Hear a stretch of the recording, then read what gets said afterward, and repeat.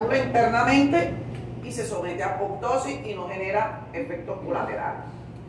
Pero se puede comer a la bacteria, cuando está en desventaja numérica, se degranula de manera externa y genera la famosa fagocitosis frustrada o fallida que hablábamos en el tema de fagocitosis. Terminaba generando efectos colaterales en muchas células del tejido donde se estaba llevando a cabo ese proceso infeccioso. Pero no les hablé de este mecanismo que tiene el polimorfo nuclear neutrófilo. Lo pueden encontrar en los libros de Ava y William Rojas como los famosos NET. Los NET son trampas extranucleares generados no solo por el polimorfo nuclear neutrófilo, también lo hace el eosinófilo. ¿Qué sucede aquí?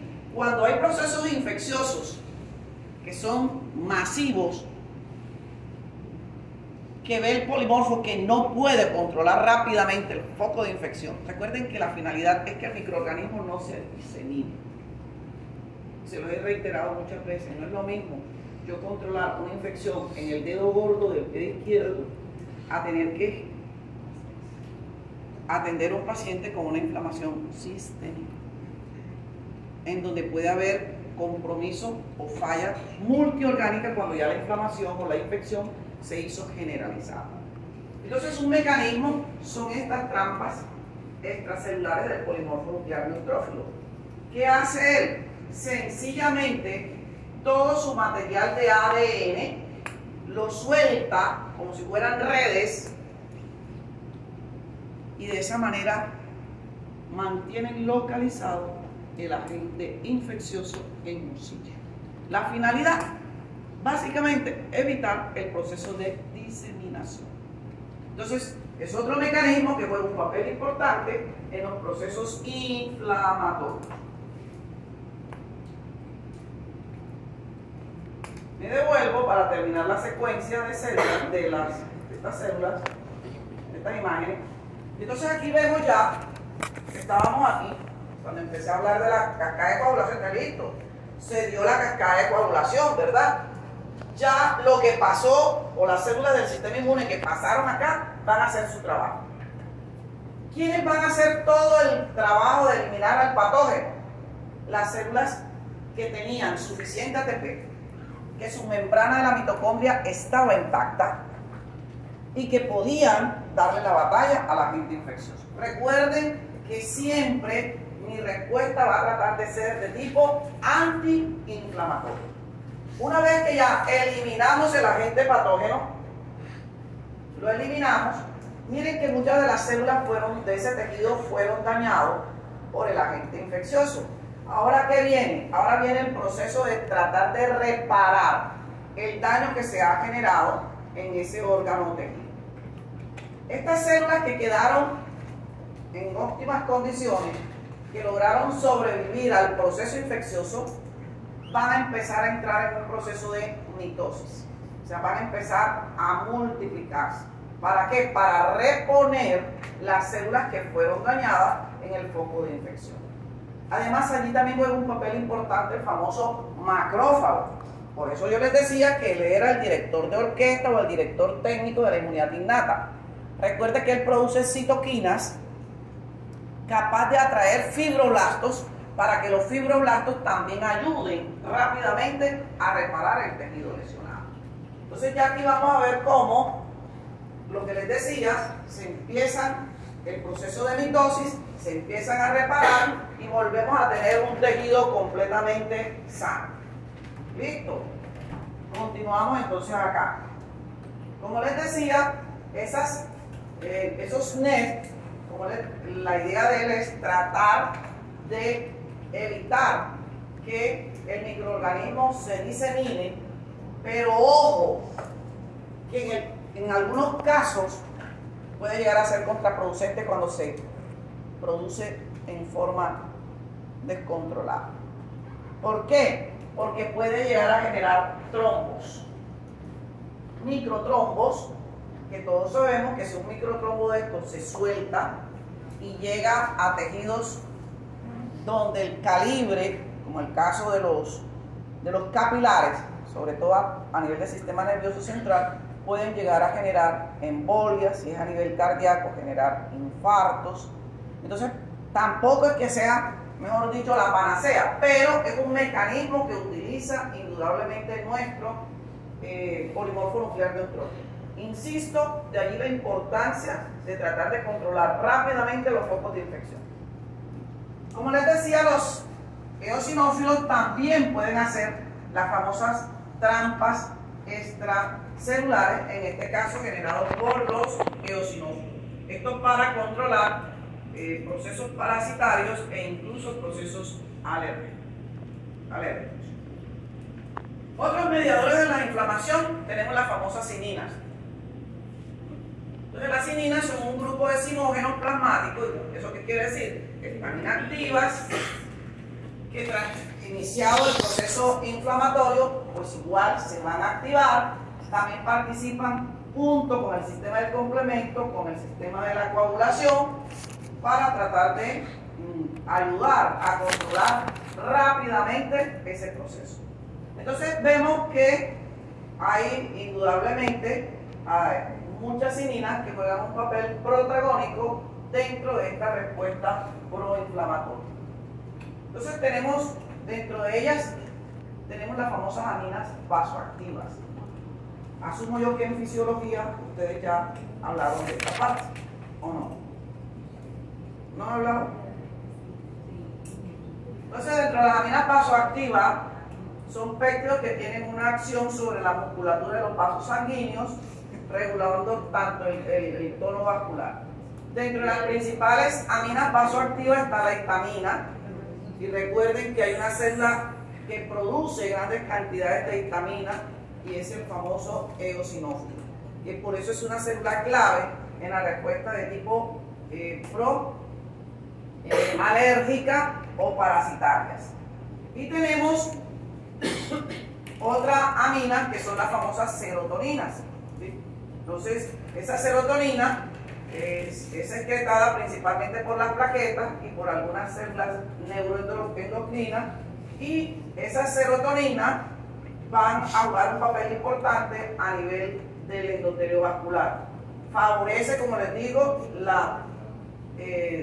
digamos, la relajación de todo lo que tiene que ver con el músculo liso a nivel vascular. Hay algunos mediadores lipídicos. Dentro de esos mediadores lipídicos están los derivados de la ciclooxigenasa, así que también juegan un papel importantísimo en la respuesta proinflamatoria, e incluso recordemos que algunos de ellos participan en la generación del cuadro febril. Por eso que una de las primeras manifestaciones clínicas en nuestros pacientes con infección es la fiebre. En la diapositiva anterior usted había mencionado que los principales liberadores de histamina son los eosinófilos, pero decíamos que mastocitos. también. Recuerda que eosinófilos, basófilos, mastocitos es el mismo basófilo ubicado en tejido. Y eso lo decíamos. La única diferencia entre el basófilo y el mastocito es que el basófilo está en torrente sanguíneo y el mastocito está ubicado. Y juega también una respuesta tanto en procesos alérgicos como en procesos parasitarios, pero más ubicados a nivel de tejido. ¿Ya? Sobre todo parásitos que tienen la capacidad de enquistarse. Por ejemplo, Toxoplasma gondii. El parásito Toxoplasma gondii, uno de los mecanismos de defensa que usa precisamente para que mi sistema inmunológico no lo ataque es enquistarse. Entonces forma un quiste y mi organismo, en mecanismo de defensa, forma como una especie de un granuloma alrededor de él y él se queda ahí quieto. Y no hace daño mientras tú inmunológicamente estés competente. ¿Por qué nuestros pacientes con inmunodeficiencia terminan generando toxoplasmosis? No es porque en ese momento fue que entraron en contacto con el parásito. Ya lo tenían de mucho tiempo atrás, pero ahora que tengo una baja de defensa, no hay quien lo mantenga a raya, y es cuando el quiste se rompe y arranca por el cuadro de toxoplasma. Pero también participan en este mecanismo. Bueno, entonces tenemos la prostaglandina, tenemos los tromboxanos. Miren cómo estas moléculas juegan un papel importante en la vasodilatación, aumento de la permeabilidad vascular, Algunos hacen un efecto doble, vasodilatan y luego vasocontraen. Tenemos los derivados de la glicoxigenasa, tenemos los leucotrienos, sobre todo el leucotrieno 4, juega un papel importante porque es el que provoca la adherencia, la quimiotaxis y la activación de polimorfos nucleares, monocitos, en los focos de infección.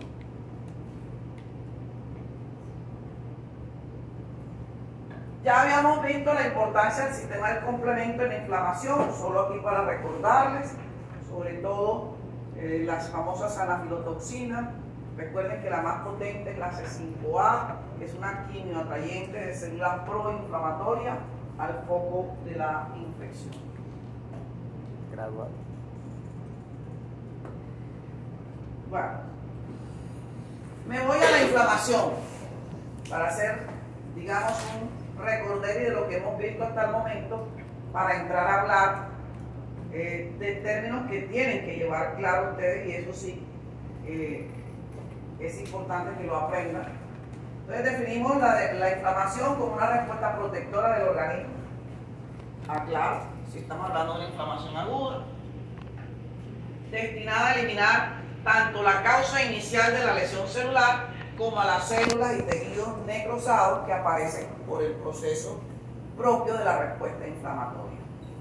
La principal característica es suministrar leucocitos a las zonas lesionadas, y fue lo primero que vimos cuando hablábamos de fagocitosis. Les dije, esta imagen que estamos viendo aquí es importante para la respuesta inflamatoria, y lo hemos visto como la migración leucocitaria al foco de infección juega un papel protagónico en una respuesta inflamatoria, ¿verdad?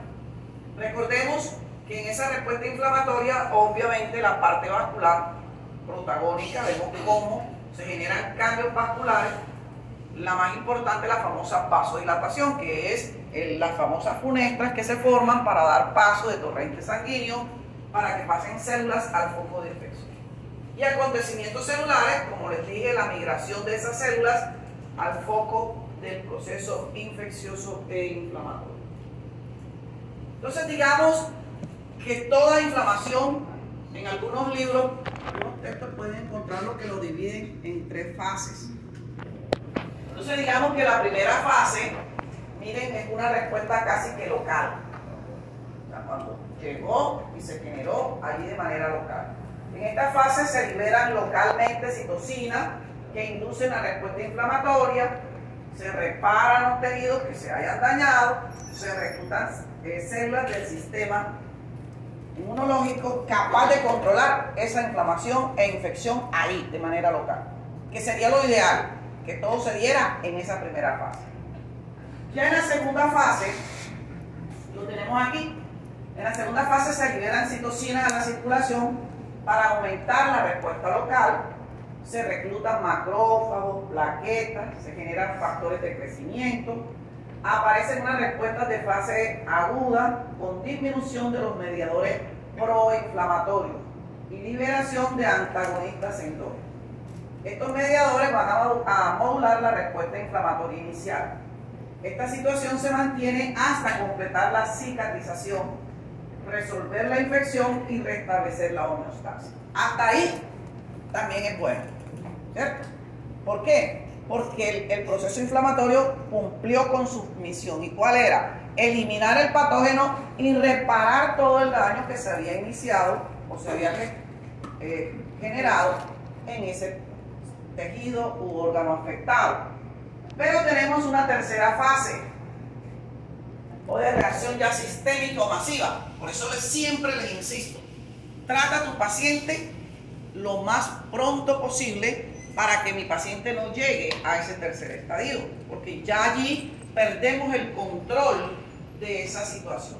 Entonces aquí vemos que ya hay una respuesta sistémica, las citocinas activan numerosas cascadas humorales de mediadores inflamatorios que perpetúan la activación del sistema retículo endotelial con pérdida de la integralidad microcirculatoria, y pueden haber daños en diferentes órganos o tejidos. Y ahí es cuando ya hablamos de la famosa falla multiorgánica, y por eso les decía, hay un hilo tan delgado entre esta fase 2 y fase 3 que no sabemos en qué momento nuestro paciente pasó de la 2 a la 3. Por eso hay que tratar de resolverla entre fase 1 y fase 2 lo más pronto posible. Listo. Empecemos a hablar de qué puede llegar a generar una respuesta inflamatoria. Lo dijimos en la primera diapositiva. Puede ser por traumas o mecánicos, químicos o infecciosos. Entonces decimos que la inflamación no es más que la invasión y multiplicación, si estamos hablando en un caso de infección, de patógenos en los tejidos de un organismo. Eso es una respuesta inflamatoria normal. Pero también les mostré una diapositiva donde les hablaba de algunos términos que les dije lo van a requerir de aquí para adelante. Y que como futuro médico tú no puedes dejar de lado. Esto va a ser el pan de comer tuyo todos los días. Entonces, cuando nosotros hablamos de SID, recuerden que estamos hablando de una respuesta inflamatoria de manera sistémica, ¿verdad? Entonces aquí ya hay una pérdida del control local, va a haber la aparición de una respuesta hiperactivada, condicionando una respuesta sistémica que se conoce, como les decía, como un síndrome de respuesta inflamatoria sistémica o el famoso SID. ¿Cómo sé yo que mi paciente ya está en un SID? Entonces, como les dije, esta fase, para yo poder saber que mi paciente está aquí, debe cumplir con mínimo con dos de las siguientes manifestaciones clínicas. Para yo poder decir, ya mi paciente no está en una inflamación local, ya tengo un paciente con una inflamación sistémica.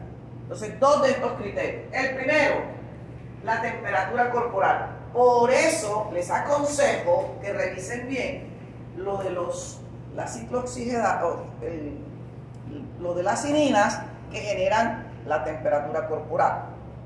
Revísenlo. Entonces tenemos que nuestra temperatura corporal normal, una persona normal, 37 grados. Está muy bien, ¿verdad? Si mi temperatura se baja, ya no es normal. Más si tengo un foco de infección. Entonces aquí el criterio es o que la temperatura esté por encima de 37, en este caso de 38 en adelante.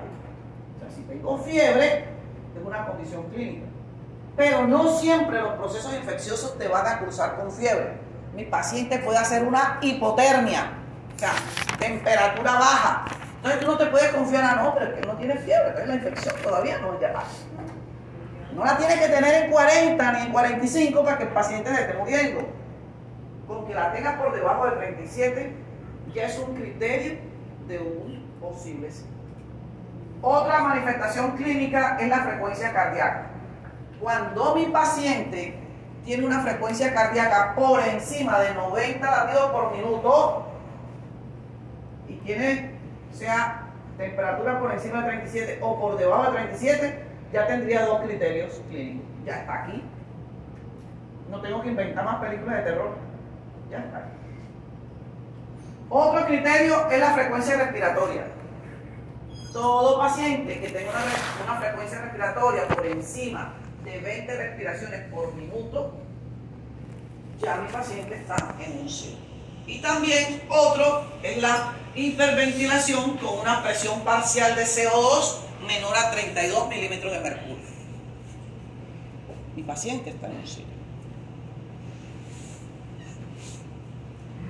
Recuento leucocitario. Cuando hablábamos del laboratorio de proteína C reactiva, y si yo le voy a preguntar esto, no se lo voy a poner así, le voy a poner casos clínicos. Luego usted lo que va a tener es pacientes con casos clínicos. Cuando hablábamos de proteína C reactiva, yo les dije, proteína C reactiva es un reactante de fase aguda que produce mi hígado. Al igual que todos los factores de coagulación, excepto el factor 8 y el factor von Willebrand, que lo produce vaso. El resto, todos los factores de coagulación son producidos por hígado. Entonces, normalmente, cuando tenemos un paciente con un proceso infeccioso, siempre lo que se da en la gran mayoría de los casos es que se aumenta el recuento de leucocitos. Pero aquí ya tenemos un proceso sistémico. Aquí ya está participando todo el organismo del paciente. Entonces no siempre todos los pacientes vas a tener con un recuento leucocitario por encima de 10.000. Recuerden que el valor normal del leucocito oscila entre 5.000 y 10.000. Eso es lo normal. Entonces yo esperaría que si tengo un paciente con un proceso infeccioso e inflamatorio, el recuento esté por encima de 10.000, pero no siempre va a ser así. Entonces, si yo tengo un paciente con un recuento leucocitario por encima de 12.000 y tiene cualquiera de los que ya mencionamos, estamos ante un sí. Pero también se puede dar que mi paciente tenga una leucopenia. O sea, el recuento de leucocitos está por debajo de 4.000. Decía que el rango es de 5.000 a 10.000. Entonces, si está por debajo de 5.000, en este caso, a partir de 4.000 en adelante, es un criterio de que mi paciente puede estar en un CIP si cumple con cualquiera de estos otros criterios. Y la otra característica es la presencia de polimorfo nuclear neutrófilo de forma inmadura. Ustedes la tienen fácil ahora, los médicos la tienen de papaya hoy en día, porque contamos con una serie de tecnologías impresionantes. Tenemos hemogramas ya de quinta y hasta de sexta generación.